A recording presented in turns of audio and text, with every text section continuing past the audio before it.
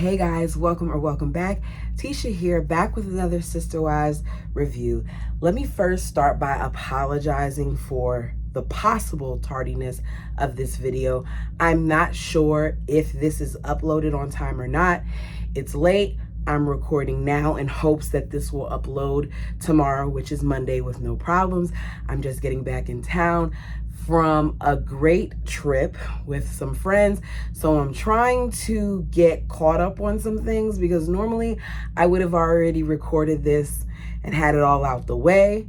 But here we are, and I kind of missed y'all. I know I went live for a little bit, but I enjoy the interactions that occur from my Sister Wives content. So let's go ahead and get started. So you've shut down your emotions. You've accepted that you don't matter. You've done a great job. You've learned that you have no control. You've done a great job. You've said the things that I, as a parent, want you to say. Once again, great job. No wonder why these kids have been so damaged, in my opinion, and you tell me yours down below. This episode was a clear example of some of the problems that continue to have been plaguing this family that resulted in the division that we saw later on once they finally got to Flagstaff. It is clear, it is very telling that Cody has a certain response for children who do and say what he wants them to say. A perfect example of this would be how he's treated the kids that had problems with what he had to say during the pandemic versus the ones like Robbins who fell in line. You go against him, you don't suppress your emotions or your thoughts, then there's going to be a problem, because we see him praise Gwen for not being honest about how she was feeling, for shoving down her emotions. Meanwhile, he kind of gets on Gabe a little bit for being honest about his. But let's go ahead and begin this episode. We'll get into Cody and his foolishness later. We begin this episode and we're at Christine's home, and the Bald Eagle's brother Michael and his best friend Nathan are there waiting for Cody as he is getting his, his hair together upstairs. Okay, Cody is busy volumizing and adding product and doing the things that he needs to do to make sure that his hair doesn't appear to be as thin as it is.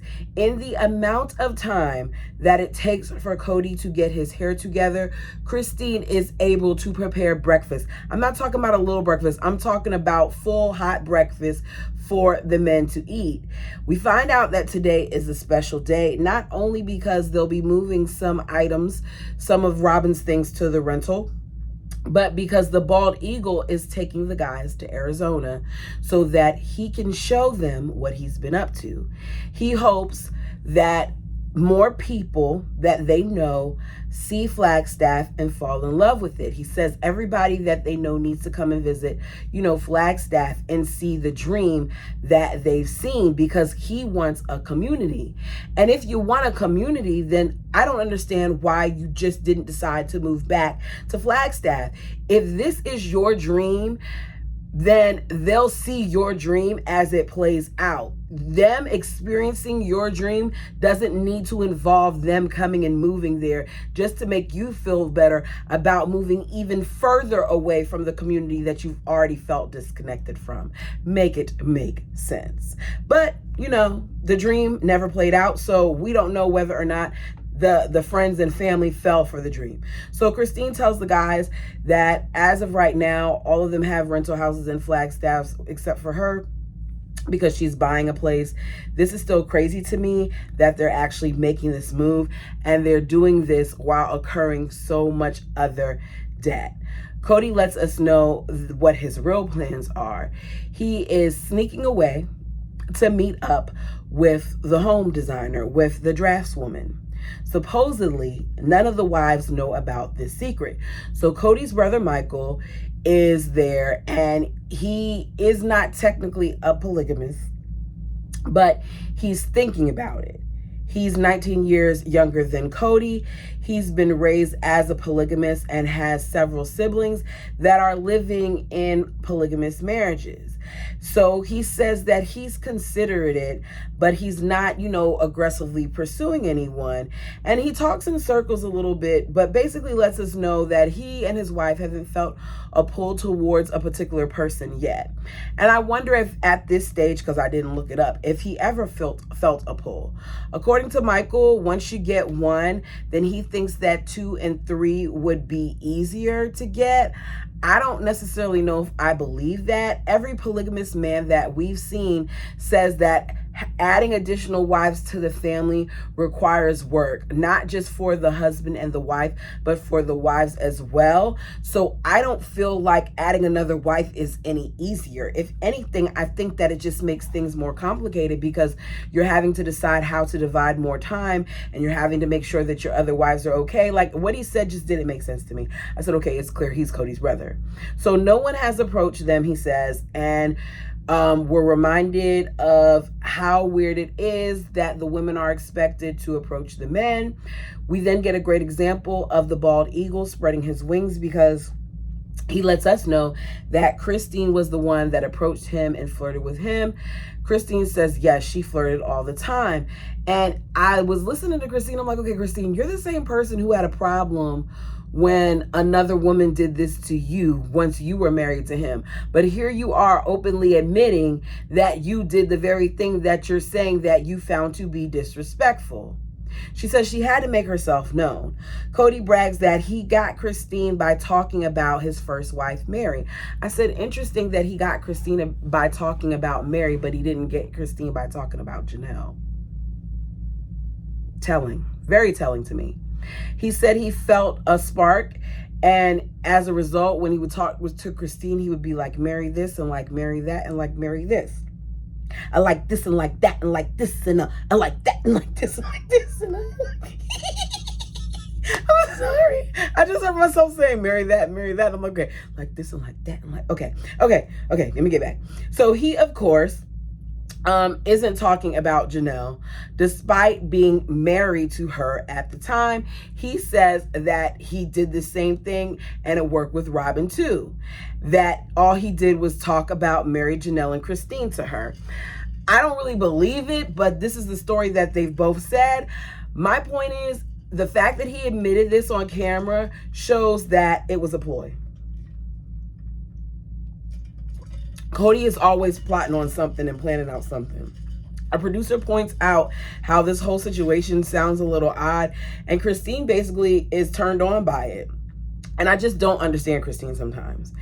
As Nathan is eating, Cody is overly expressive. He's over there and he's looking at his watch. He's like this. And he's like, hurry up. He's mouthing. He says, hurry up. But he's like,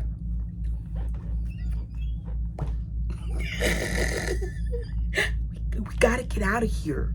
I gotta make sure you guys can hear me. We gotta get out of here because I got an appointment that neither, he's whispering this, Christine or Michael. No.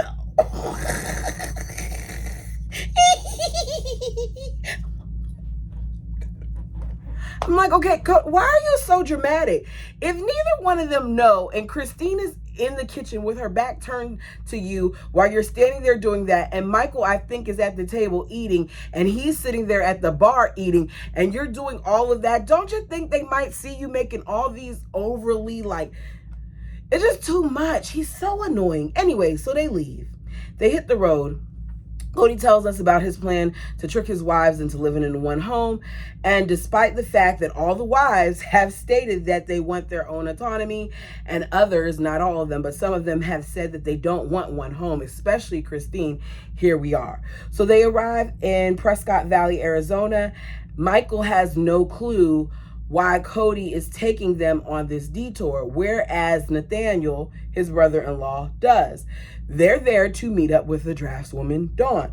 So they walk in the house, and Cody unveils his grand plan to build one home.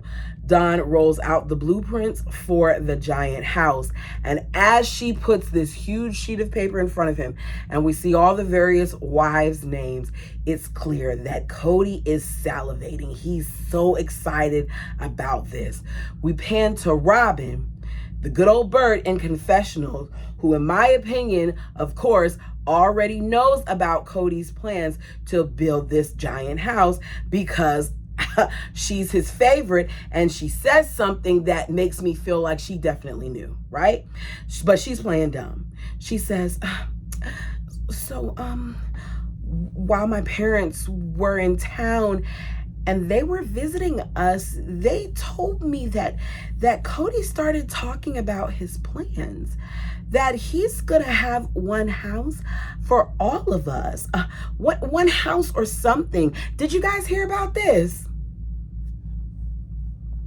I said, Robin, that's not believable, hon. Like, it is not believable that you, of all people, it wouldn't be right if this thing didn't start lowering. It's not believable that you, of all people, are sitting here and you're telling us that Cody told your parents about this one house thing and you weren't made privy to that conversation. You weren't around when the parents were around, that he just told them this and you had no follow-up. You know that this is a thing. So she asked, did he tell anybody else? Everybody says no, but Mary kind of knew something and Christine knew he had said something. Because Mary says, now that you say that, when we were in the meeting with, the realtor, she kept mentioning, the one house thing. And Christine said that, it was mentioned, to her too, which we know, because that's where she spelled out the whole she wouldn't do it. Christine says she actually wouldn't mind living in one house again as long as the bedrooms are far apart and it was more like a palace. Basically, she doesn't want to have to see, hear, listen to what's going on with the other wives. And I can only imagine what Christine experienced, not only in that trailer that we're told that they once lived in, but also in the basement in the lower level in Utah, because I think about the various sounds that I hear being on the first floor, how I can hear what's going on outside, how sometimes if my neighbor is really loud, I can hear my neighbor stomping around, how in the hallways you can hear different things because it's thinner walls. And I wonder what Christine heard in her home, because the fact that she's mentioning this makes me feel like she heard a lot of things that she did not necessarily want to hear. And she definitely wouldn't want to hear the Feather Crew enjoying their love. Meanwhile, she's not. Cody loves how, each woman would have their own space. He feels like this drawing shows that it's possible to provide a spot where the women have their own thing, but he's also able to have this, this neutral ground where all of his children and grandchildren could gather together. And he's basically, applauding himself for the great job that he did in thinking of this plan, even though he really did nothing. He tells us the biggest benefit for everyone living together is that they'll be able to have access to each other, and that, this is the last time that he's planning to uproot his family. And if he has this, then, that would definitely be a great thing. Cody then, as they're looking at everything and she's showing them, like, okay, like this darker wall means this will be thicker, so this part needs to be soundproof, and all the different master bedrooms are each in a corner, so one wife is in that corner and another's in that corner and another's in that corner, that, so they're playing four corners. And as he's seeing this and real happy about the spacing and the concept, you hear him say, am I nailing this or what? Am I doing a great job or what? What do you all think? And Michael jumps in and he lets him know that, this looks nice and everything, but this one entryway that I'm seeing right here going in and out of the home, that is going to cause problems for your wives. People aren't going to want to come in this same thing. And then he asks a question about the garage and finds out that that's the only way you can get to the garage is either. So he's like, okay, so this is going to be a high trafficked area, which will require for people to walk past, you know, this person's home or that person's home in order to get to that area. And he's right. Cody tells us that the house has got to be beautiful enough for his wives to want it. And I'm sitting here listening to all of this and giving all of the things that we have now discovered and have heard and have seen. They really wasted time and money, and I feel like use this to help further create a storyline. Maybe not the wives, excuse me, but definitely Cody. So Cody tells Dawn that she's given him hope, that he wants to create experiences for his family that will help create nostalgia and want them to come back.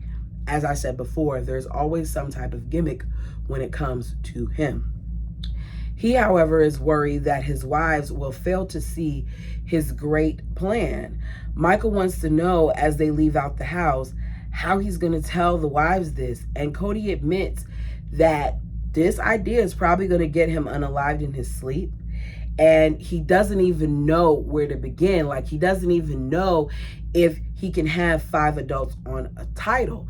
And the fact that he said that, I'm sitting here saying to myself, why would you even sit there and pay a draftsman? Because let's be clear, that's not cheap. That service for that woman to take time to design a house and draw up the blueprints with the numbers and the scaling and all those other things that are done on that, because that's not just a thing where you get to draw different images and you keep it moving. You have to know things. You have to know mathematics. You have to know a little bit about structure. Now, I don't know that stuff particularly as far as what it entails, but I know it's not a simple drawing, right? So that isn't a cheap service. And it took her a while to prepare it, a couple weeks. So here you are being backwards again, because before you even had that conversation where she sat there and tried to make sure that this looked like one big home and not an apartment, and took all the various things that you wanted, your first step should have been that you went to the city and that you found out if this could even be something. So it's now 2 weeks until the move date, and all of the kids are still resistant to move. Christine is the furthest along in packing, according to Cody. We see the bird packing and Janelle packing as well, but Janelle openly admits to not doing as much, that she should be further along. And she says that she has been in denial about this.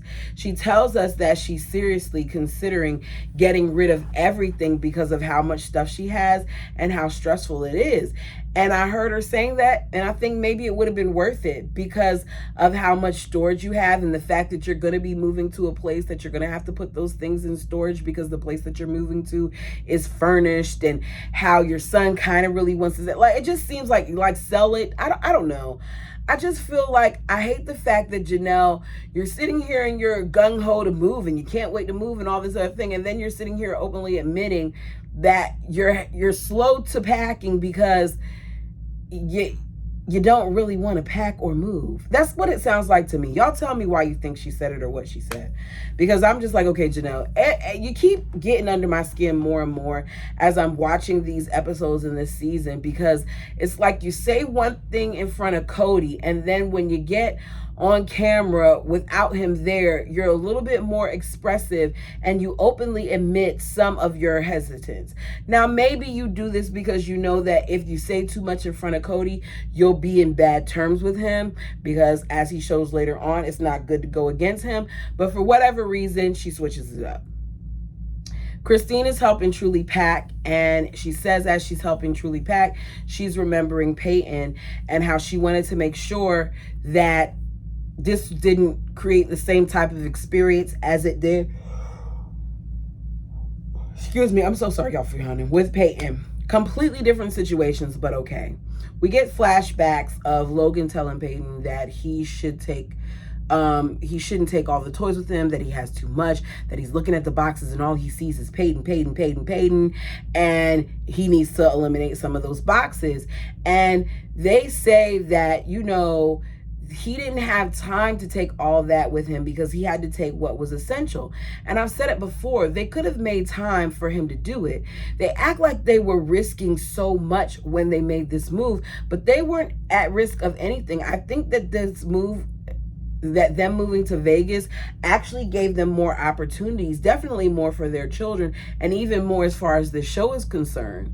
Cody says that it's painful to think of how the move was so hard on his kids, and yet that's exactly what he's willing to do again right here in this moment by making this move to Flagstaff, is further harm his kids. Mary was planning on helping Audrey and Leon pack, but they let her know that they won't be needing her help anymore because Audrey's mom has decided to help them, that they want Mary to focus on her move and not their move. Mary is disappointed because she was really looking forward to going and she wanted to help them and she wanted to go to Chicago.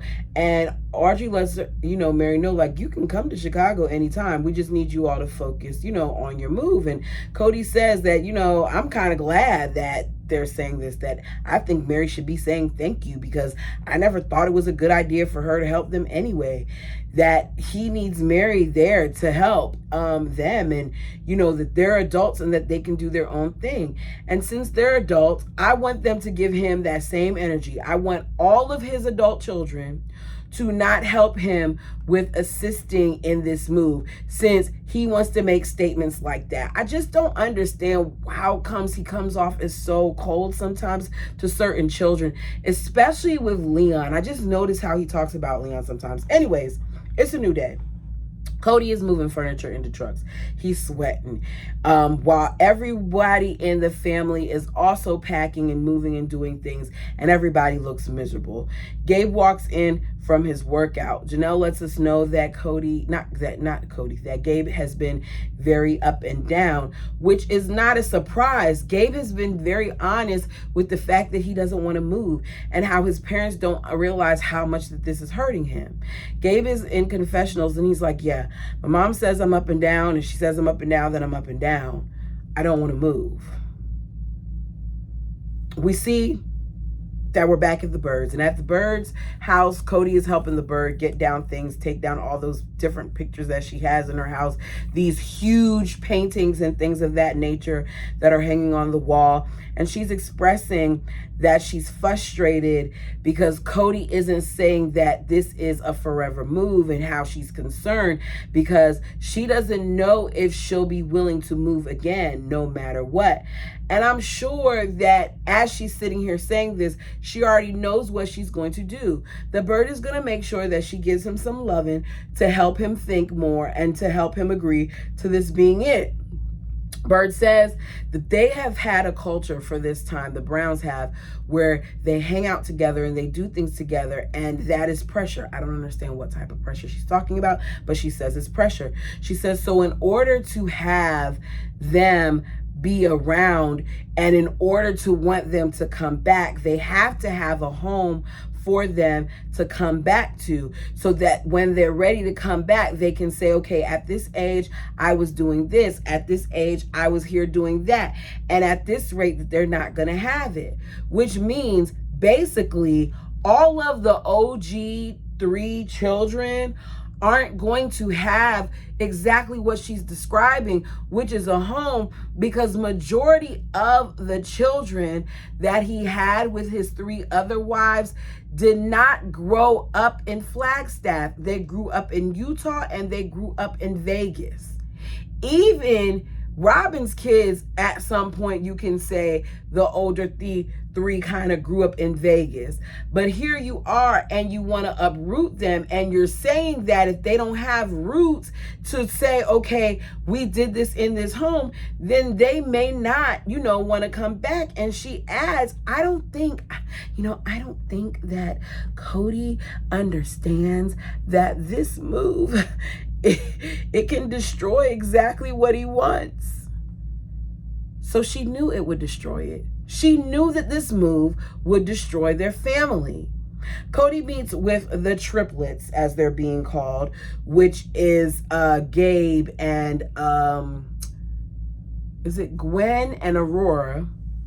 to see how they're feeling about the move. The fact that they keep grouping them as triplets makes me wonder if they were really close at some point, because you keep saying the triplets, the triplets, the triplets. I understand that they're around the same age, but why are we continuously calling them triplets? If they were close and you guys know it, put it down in the comment section, because I really don't remember or know. Cody says he wants to gauge how they're feeling about the move, even though they very much so know how they're feeling about the move. Christine still has not submitted all the paperwork for her new home, and she says that if we move before it's ready, I'm going to have to find another place to move in. And Cody's like, well, you can, you can move anywhere, even if it's just for a month, you can move anywhere. And she's like, no, I can't do that. I have girls. I can't do that. I got to have a place where they have a bed and this and that. And he's like, you sitting here basically, no, like, we just got to find a place, Christine, at this point. We can't be moving and you not having a place. So Cody is grabbing plates because he's getting ready to cook or eat or whatever he's about to do in this kitchen. And he's doing what he does best, which is flapping those, feathers in the wind as he walks and paces and walks and paces. And like, Gwen, I got to know, sweetie. I got to know. Gabe, I got to know. I got to know. I got to know. I got to know. I got to know what you guys are thinking about moving to Flagstaff right now. I just got to know. Gabe says, it's pretty cool, I guess. We know that Gabe doesn't want to move to Flagstaff, and they know that Gabe doesn't want to move to Flagstaff. So they're asking him these questions. I'm like, y'all are antagonizing him, because why even ask him something that you already know the answer to, number one. Number two, why are we having this conversation without the other two mothers of these children being present? I'm just wondering. I feel like they pick and choose when they're gonna say that, this mother's in charge of disciplining her kids and all these other things. Why are we having this talk without the other mothers being present? I'm just wondering. Gabe says it's pretty cool, I guess. Cody says, he hasn't even seen it.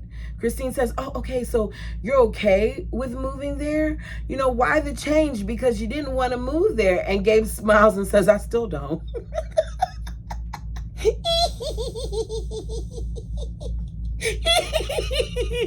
I'm not laughing at Gabe because I felt for him in that moment, but it's like, girl, Christine, you are not a dumb blonde. You're not. And I feel like that saying needs to go out the window, but y'all get my point. You're not a dummy. You're a very intelligent woman who understands this child. You say, hey, baby, and all those other things when you see him. This is one of your kids. Even though he didn't come from your womb, you didn't birth him, he is very much so one of your kids. You know him enough to know that you can look at him and see that he's bothered. I could tell that he was being sarcastic in his response.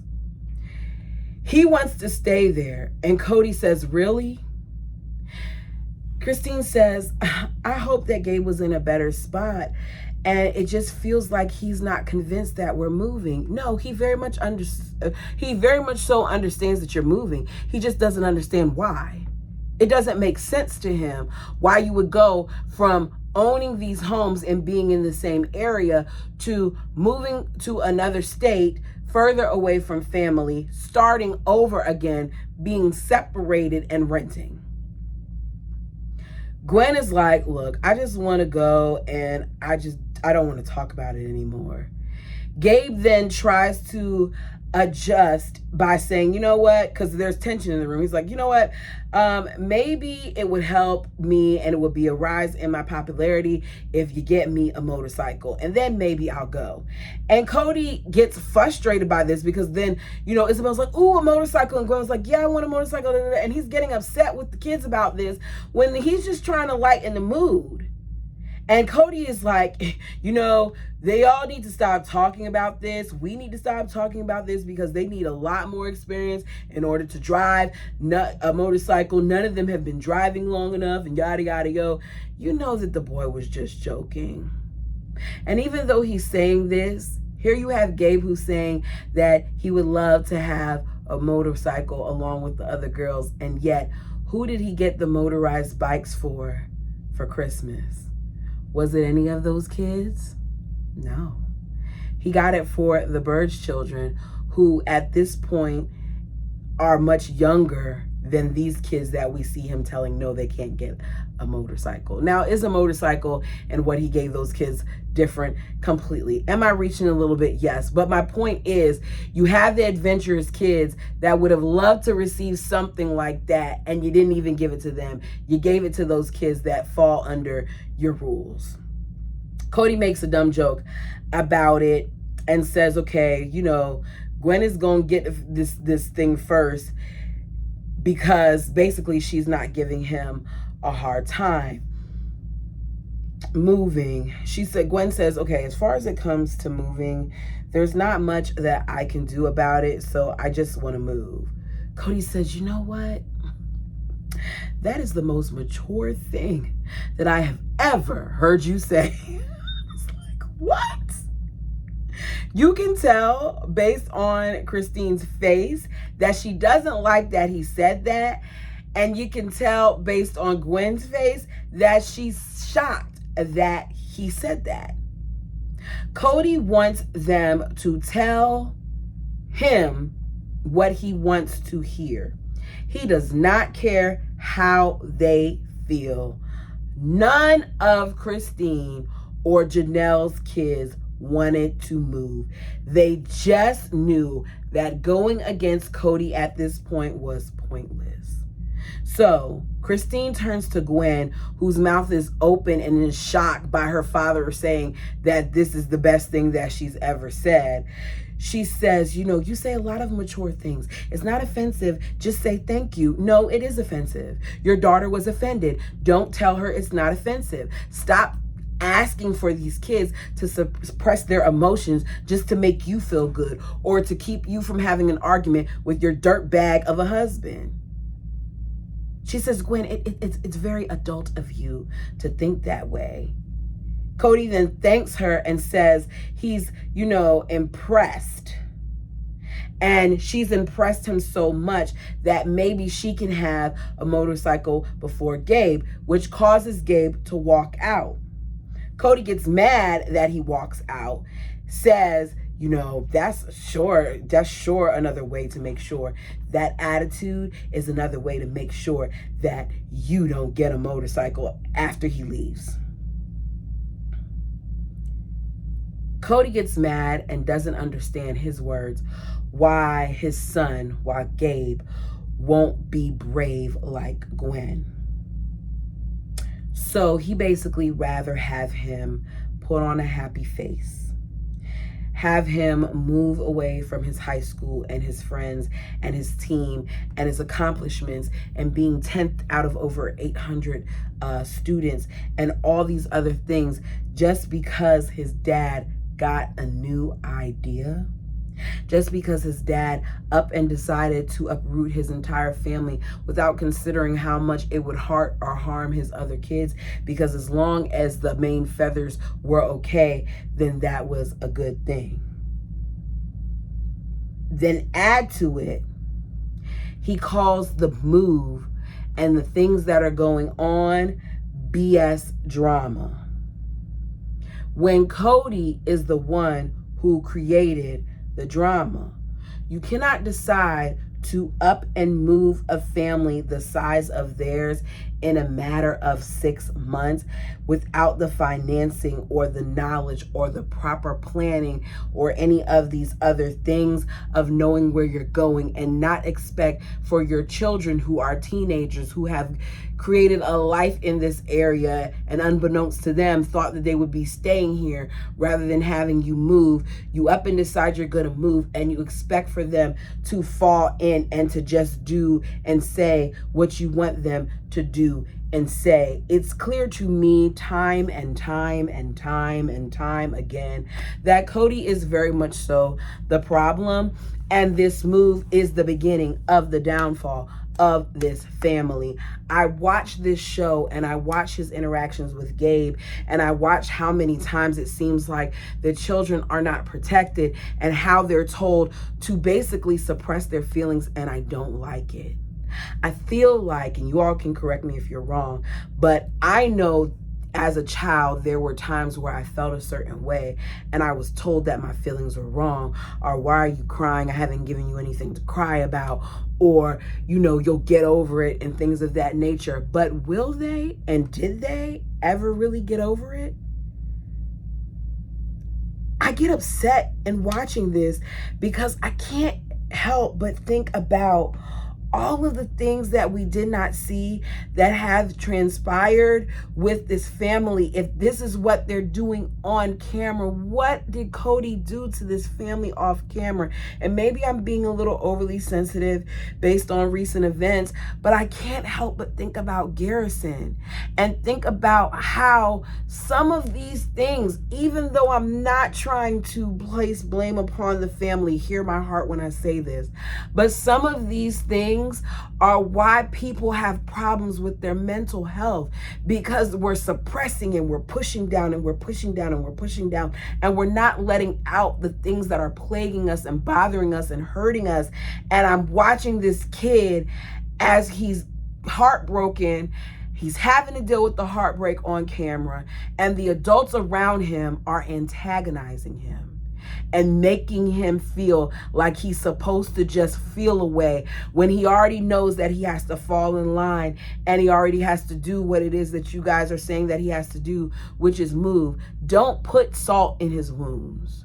Allow him to process it in the way that he needs to process it, without constantly trying to bump heads with him and make him feel like he's wrong because he didn't do like Gwen and suppress his feelings. Instead, he told you the truth and it was a problem. You all, tell me how you felt about this. This was a shorter episode. I'm looking forward to the shorter episodes because Cody's getting on my nerves. Anyways, thank you so much for joining me. Until next time.